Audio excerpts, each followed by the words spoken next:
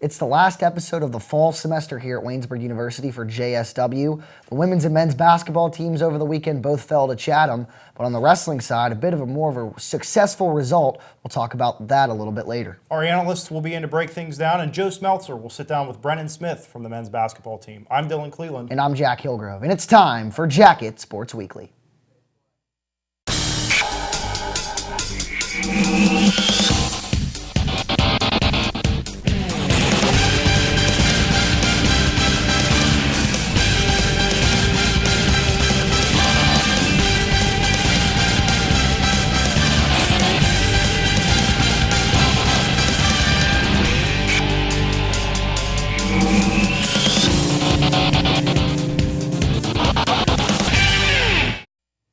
Welcome back to JSW. He's Dylan, I'm Jack.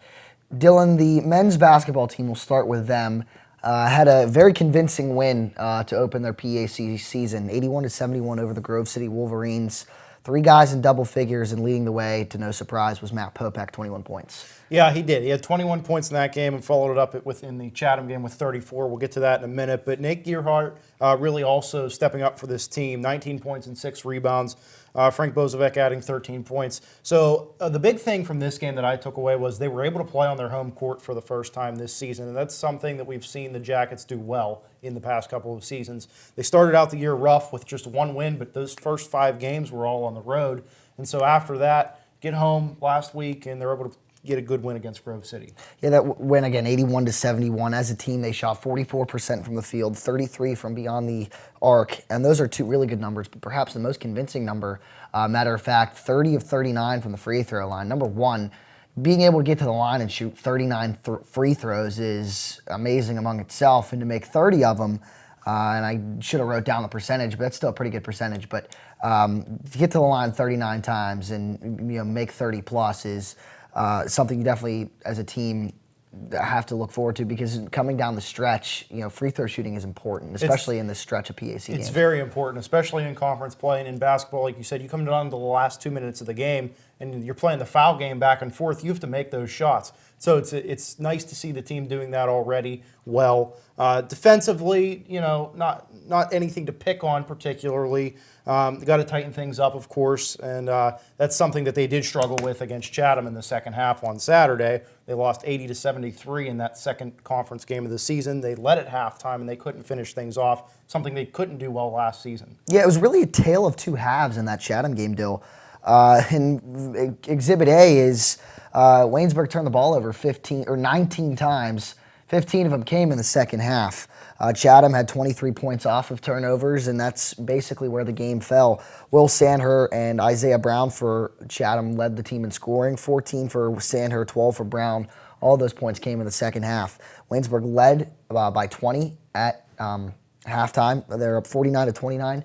And were outscored by, they were outscored by 20 in the second half. So that's just something you have to avoid in Chatham. A newer program in the PAC, I think 3 or 4 years in, but all these guys, Anthony Bomar, Sandher, Brown, Mark Wells, those guys are seniors. So it's not as bad as a loss, but on paper, and you look at the way that second half unfolded, that's probably something you don't want to do for the rest of the season. Yeah, and Matt Popek, he had 34 points in that game. He shot 5 of 11 from beyond the arc. So when you're getting 34 points out of one guy, you've got to be able to keep the turnovers down and be able to play consistently on defense to pick up a win. But unfortunately, they now sit 2-5 overall, 1-1 in the PAC. We're going to switch over to women's. We'll talk more with our men's analyst in a little bit, but we'll get into the women's team, who is 0-2 in the PAC. Their first game of the conference schedule, a 93-52 loss to the Grove City Wolverines last week. Yeah, just a huge ouch for Sam Jones and company. And while we can pick apart what the women for Waynesburg didn't do well, you have to give Grove City credit. 49% from the field, 38% from 3, and it seemed in the second half everything fell for the Wolverines. And then you flip things over to the Jackets. A couple of positive notes. Brooke Fuller, career high 19 points. Filling that gap of Addie Knetzer, what we talked about a couple of times on the show. And Elena McDermott as well, somebody that didn't see a lot of action last year. She's stepped up a little bit, scored 13. But my biggest takeaway, Dylan, from that Grove City game is 2 bench points. And those 2 bench points came from Kylie Myers, who only played about 6 minutes in that game. They need to, especially from a very thin roster, or not a lot of them have been healthy, and we'll get to the health improvement for the Chatham game, but they need to all contribute. Julie DeClaven coming off the bench. I think she played 22 minutes in this game, so she's starting to see a little bit more action after her injury. Now she's got to start scoring some more. It's just, especially like I said, from a very thin team, you need all the contribution you can get, and 2 bench points just doesn't cut it. Another thing to look at for Waynesburg, they going into that game second in the PAC in turnovers. They had 27 in that game, but then flipping ahead to Saturday against Chatham, they did cut that number back.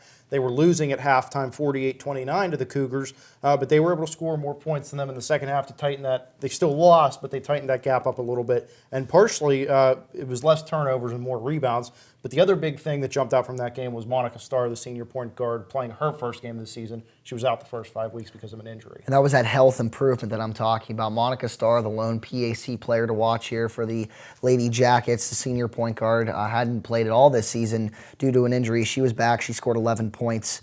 And that's big for them, especially with a young team. As young as this team is, I think Monica will be if she gets back into the starting lineup, will be the only senior starter.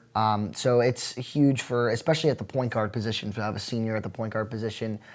Definitely going to help this team since they've struggled so mightily this season. They have. And then you have the freshmen who are starting to come along. Taylor Kovac filled in at that point guard position for the first few games of the season. But then you have sophomore Andrea Orlowski. She had 19 points, 12 rebounds against Chatham. And really, she carried the women's team through the first couple games of the season. Not so hot in that opener against Grove City. And then you see her get, into the double digits with points again in that game. So this team's moving along. Both teams will take on Westminster. We'll get more into that in a little bit this upcoming week. But let's jump over to the wrestling mat now, where it was a pretty successful week for the men's wrestling team. They finished 7th of 15 teams at the Messiah Petrov's Invitational. Yeah, they did, and to no surprise, Ken Burrs, Jake Evans at 197 and 285 respectively, coming home with the first place crowns. Ken Burrs and his 3 matchups: pin, 10-3 decision, 12-5 decision. That's just dominant. And Hugh O'Neill will be in to talk about that a little bit later. And then Jake Evans, talk about even more dominant, 3 consecutive pins to open up his day. 285-pound and defending national champion. He's going to be somebody to look to defend his national championship. And then a 10-3 and a 6-2 finish in the finals. And interesting about that final matchup, Dylan, he was down 2-1 early on and was able to rally back and come out on top 6-2 and take home the crown. And some other contribution as well from a couple juniors, Zach McCall, Matt Lascola. McCall, 4th place finish at 157. He had 3 pins to start and kind of tailed off a little bit at the end, but that's encouraging, those 3 pins to start his day. And then Matt Lascola, 2-2 record with a major decision at 141 pounds. And then the freshman, fellow communication student Dylan Winters, a 3-2 with a pin and a major decision as well. And the one thing that I'll take away, or that'll be interesting to see as this season shakes out, Waynesburg wrestlers came in 7th at the Messiah Petrov's Invitational. W&J came in 4th. There was a lone PAC at that Invitational, so it'll be interesting to see how that shakes out for W&J to finish ahead of Waynesburg in that Invitational, how that could play out for the rest of the PAC season and heading into PAC championships, but that's a ways down the road. It is. A couple things to go back and touch on. A combined 8-0 between Ken Burrs and Jake Evans over the weekend. You can't get much more out of your top guys than that, so got to give them some congratulations on that. But then even beyond that, Evans, those pins that you were talking about, 3 straight, but they were all in the first period. So he's going out there. He's not out on the mat for more than a minute or two, and he's coming off the mat with a victory. So right now, if you're head coach Ron Headley, you're happy. Your guys are firing on all cylinders, and these younger guys can look up to Burrs and Evans and really, help them carry along. And it'll be interesting to see what happens. This team hasn't had a dual match yet, so they'll wrestle head-to-head with Shippensburg this week. And then the Waynesburg Duels, they'll wrestle 4 individual matches this weekend. So it'll be interesting to see where it goes from there. Hugh O'Neill, as we mentioned, will be in studio soon to break down that and get a little bit deeper into the Waynesburg wrestling. Yeah, and he'll also talk about the first home dual match against Muskingum later on when he's on here. That'll be interesting to see how they haven't had a dual match at home yet, and that's coming up soon. So that'll be interesting to see how they respond to a home crowd at Waynesburg and to see if others other than Evans and Burrs can contribute as well. So when we come back here on JSW, it'll be Mitch Montani to talk about the women's basketball team. Stay tuned.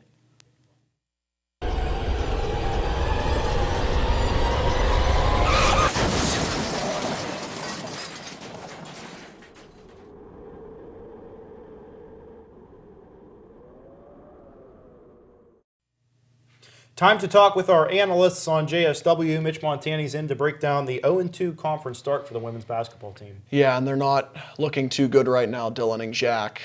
2 losses by combined 59 points for the Lady Jays to both Chatham and Grove City. Grove City, the much bigger gap, losing by 30-plus points, but the Yellow Jackets have not looked even remotely close to good through these first 2 games in the President's Athletic Conference. And they're truly struggling right now, and the big part of that is because they are so young. When you lose probably, I should say arguably, the best Waynesburg women's basketball player ever in Addie Knetzer, you're going to have your struggles, but they also lost 2 other players that had 10-plus points per game in McKenna Drazik and Rachel Eng. So this team is young, and they're looking to build up that repertoire that they had last year. Now you talk about, well, it's big that Monica Starr, your senior point guard, is back. And you touched upon how this team has struggled, 59 points in the 2 losses. How much better does Monica Starr make this women's basketball team for Waynesburg? Well, she's not always been a great point scorer, but she's the quarterback of this team. She's the point guard. She's the leader. She's going to get significant playing time when she's healthy. She scored 11 points per game, or 11 points, I should say, in her first game back to the Yellow Jackets in 2018-19. So we'll see what she has in store for the 2018-19 season. As long as she stays healthy, absolutely. This team's going to be much better with her than they were without her. Now, coming up as we head into break, they have a couple PAC games and then a couple non-conference games. What do you see in this Westminster and Geneva game coming up before winter break? The Westminster game is going to be tough. Both are on the road. Geneva is going to be a little bit more winnable than Westminster. They started 0-2 in the PAC as well. So we'll see what the Yellow Jackets can do up in Beaver Falls. I think it's a success if the Yellow Jackets can win 1 out of those 2 games. But we'll see what they end up doing. They need some players to step up right now, and it starts with their leaders, and Monica Starr has to make adjustments and get into the rhythm of things faster than most expect her to after that injury. Erin Joyce needs to step up, only 7 points per game this season, and she's only shooting 16% from beyond the arc. Many of us thought that she was going to be far and away the best Yellow Jackets 3-point threat. So Erin Joyce needs to step up for the Yellow Jackets and do what we all know she's capable of from beyond the arc. Jolie DeClaven needs to step up as well. She's only scoring 3 points per game as the lone senior besides Monica Starr. She needs to step up as well. This team needs to start getting points from their more experienced players and take a hefty load off from freshmen like Brooke Fuller, who have been logging a ton of minutes, much over 30. And she scored 10 points per game so far, so props to her, the PAC Rookie of the Week just named. Well, thank you, Mitch, for your analysis. When we come back, Dakota Kiefer will be in to talk about the men's basketball team here on Jacket Sports Weekly. The average text takes your eyes off the road for nearly 5 seconds.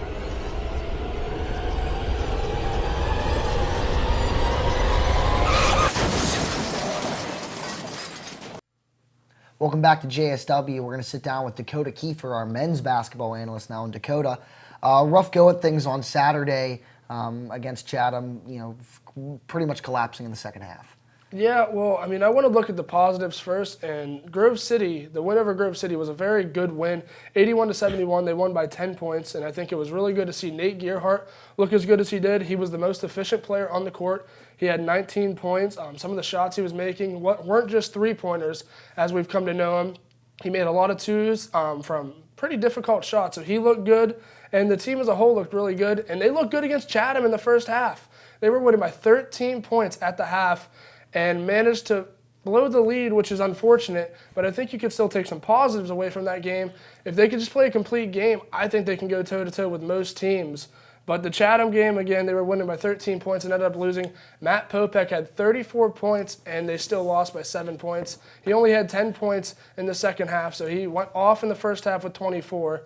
But unfortunately, the team was unable to hang on to the lead, and they're 1-1 in the PAC. It would look a lot better being 2-2 and 2-0 in the PAC instead of 1-1. But unfortunately, they weren't able to do that. They led in most offensive categories as far as field goal percentage, free throw percentage, and three-point percentage.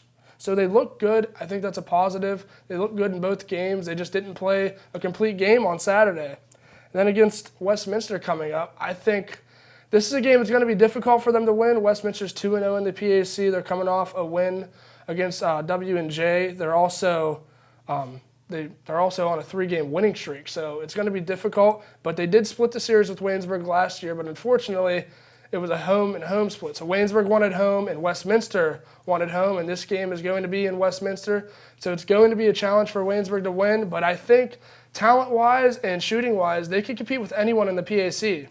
And then going on to Geneva, Geneva's 3-4 on the year and 1-1 in the PAC, and they finished just above Waynesburg last year. So I think this is a team, again, that Waynesburg can beat, and I think this is a more winnable game than Westminster just because Westminster is very good at home. So that'll be a challenge. But Geneva, I expect that Waynesburg, if they can play a complete game against both these teams, really, they can beat them. It's just going to be hard. Can they play for 40 minutes? And that's just going to be the challenge. And I think moving forward, this team has a lot of potential to at least be middle of the pack in the PAC, and it's something I think they will do, but they need to work on rebounding. In particular, Ben Vidovich, he's 6'7", and he just struggles to rebound, which is something that Waynesburg really needs him to do and really wants him to do, and I think if he can do that, that'll be huge to get extra offensive possessions. And honestly, if they start rebounding, they can shoot, and they need to have a better shot selection, but this team can really shoot with anyone, and I think if they start rebounding, they can compete in the PAC.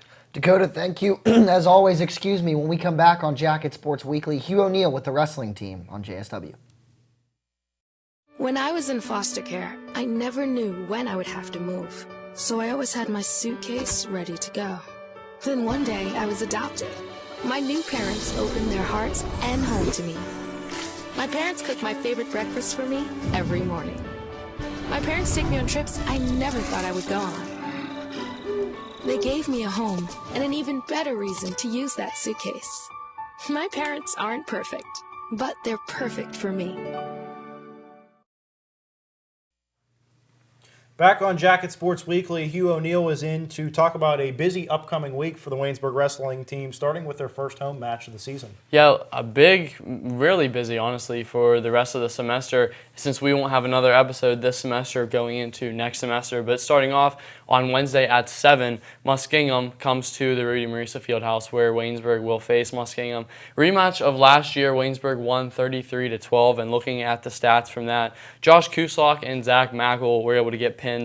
RJ Hall, Mike Mahon got decisions. RJ Hall no longer goes to this school. He is in the service.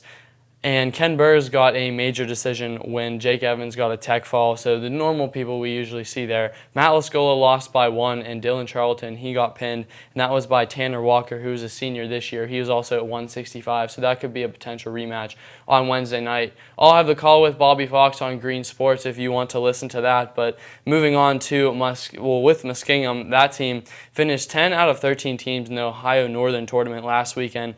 And they only have 12 people on the roster. Very small roster. There's 10 weight classes, only 12 people. So not that great right there. But both these teams lost through sizable margin to John Carroll. So honestly, I think Waynesburg will be able to get this victory, but we'll just have to see. Now, Hugh, you talk about Muskingum obviously not being that strong of an opponent, and it seemed like on Saturday at Messiah that only Ken Burrs and Jake Evans really were the standouts. Do you see anybody else, falling behind them in the lineup as far as making a step forward to progress in the season? This coming weekend, it will be tough with the Waynesburg duels. Last year, it was the Waynesburg quad. The team went 2-1, lost to Baldwin Wallace 23-10, able to beat the Apprentice School and Penn State Barron. But Jack, this is going to be a real tough weekend with the Waynesburg duels.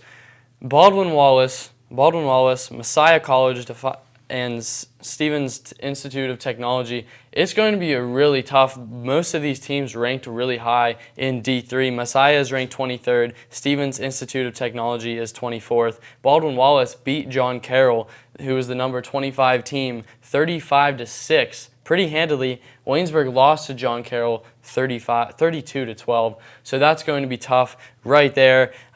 Defiance, not very good, placed 11th of 12, 13 of 14, and 14 of 17 teams. So I'm not too worried about that.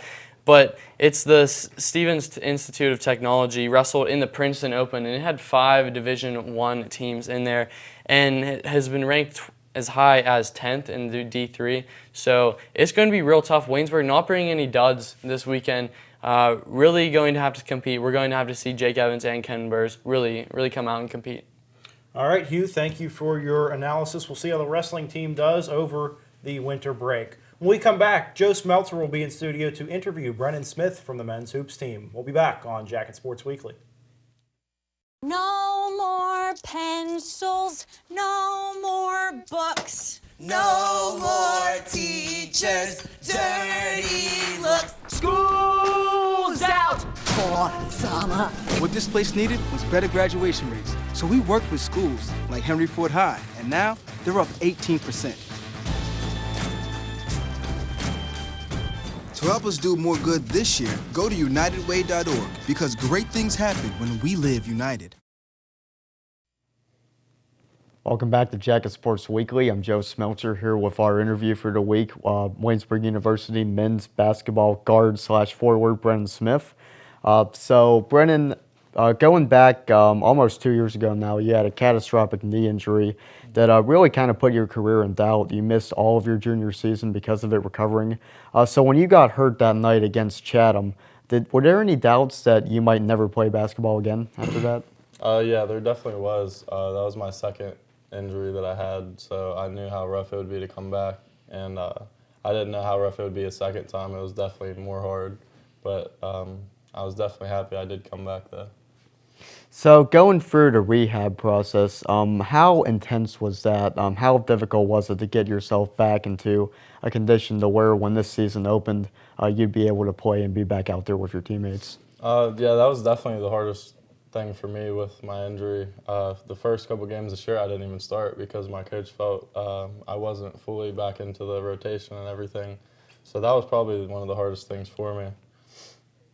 So playing this season after missing all of last year, how do you think you're kind of doing early on in getting back to full strength? I know after an injury like that, it takes a while to get back, especially after not playing for a year. So how are you kind of easing in back into the rotation and back to becoming a key contributor for the Yellow Jackets? It's definitely a process, you know.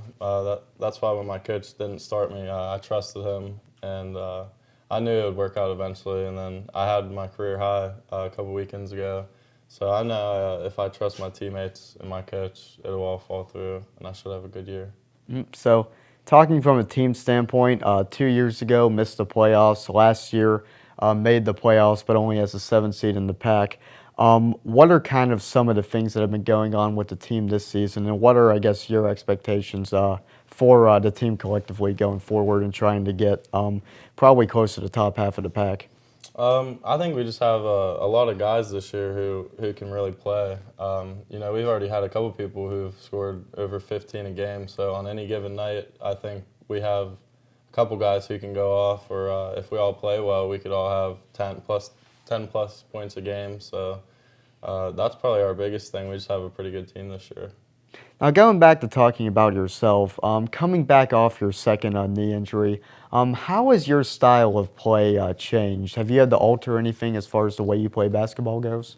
You know, that's just the thing for me. Like, I try to get back to where I was. I can definitely tell I'm weaker in some points, my explosiveness sometimes, but I feel like I'm starting to get back to where I was. I think I put on a little weight since I got injured the first time, so I'd just say I'm a different player now. Whether that's better or worse, you guys can decide. Do you think it's better or worse? What's your kind of personal outlook on that? I think I got better. For sure, coming in my first 2 years, I wasn't as physically ready as I am now. So it's more of a men's game down in the post. So you gotta kind of have some muscle and be able to be physical down there. So I think it got better, me putting on a little bit of weight, and it's definitely gonna help me this year down in the post. So talking about the team, over the past 2 years, kind of a common theme for Waynesburg is that they play very well for one half of basketball, but then in the second half, things kind of falter. Last Saturday's game against Chatham was a big example of that. So what are going to be the keys to when starting well in a basketball game, being able to close the door and get a W instead of having a more string of heartbreaking defeats in the second half? Yeah, that's the biggest thing we need to figure out. The last couple, today at practice, that's one thing our coach just really talked to us about, and he wants us to figure it out on our own. but he's definitely going to help us through it, and I think we'll just play more together and come out with a little more energy, and we'll be fine, I think. So the last time you played before this season, you were a sophomore and underclassman, had your junior year taken away from you, and now as a senior. So what's the adjustment like being from playing on the court as an underclassman and then all of a sudden being a senior in your last year? How have you grown in terms of a leadership standpoint in that regard? Right. Definitely that year that I had to take off, I saw things differently from being on the court. I made me realize a lot of things that need to be done, even small things, to help you guys, to help us win games, and to just help like younger kids starting to get into the hang of everything. So definitely just watching it from a different perspective helped. Thank you, Brennan. Yep. When we come back on Jacket Sports Weekly, Jack and Dylan will give you Waynesburg University's top 5 athletes of the week. Stick around. Pretty much a good day for me would be people leaving their hands off of me. I'm always called names. Everywhere that I go, there's always someone calling me names, calling me gay. I've been choked, thrown up against a wall, punched. Nobody's ever tried to help me.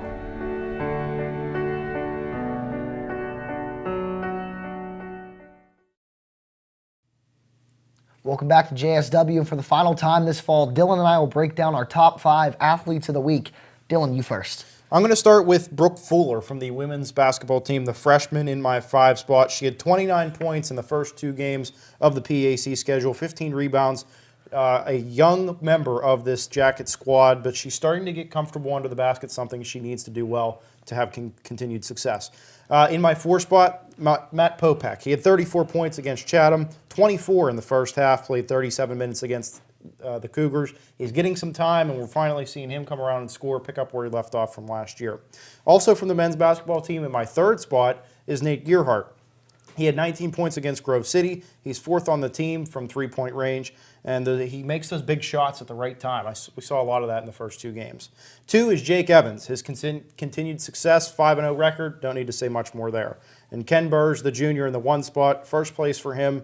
He's also starting to warm back up after his success last season. Shifting to my top 5 now, I don't have anybody specifically at number 5, but number 5, I have the Waynesburg men's basketball bench. In the first 2 PAC games, 54 bench points against Grove City and Chatham. Specifically, Nate Gearhart, 19 points against Grove City, and Jake Doherty, 14 points in both of those games, 5 for 7 from the field, really making that transition from the football field to the basketball court seem almost effortless. Number 4, a name that you had, Brooke Fuller, career-high 19 points against Grove City. Number 3, Ken Burge, a win again at Messiah, 197 in dominant fashion as well. Number 2, career high against Chatham, 34 points, Matt Popek. And number 1, of course, Jake Evans, 3 pins at Messiah. That's all the time we have. He's Jack Hillgrove. I'm Dylan Cleveland. Thanks for joining us all semester long. We'll see you in 2019 for more Jacket Sports. This has been Jacket Sports Weekly.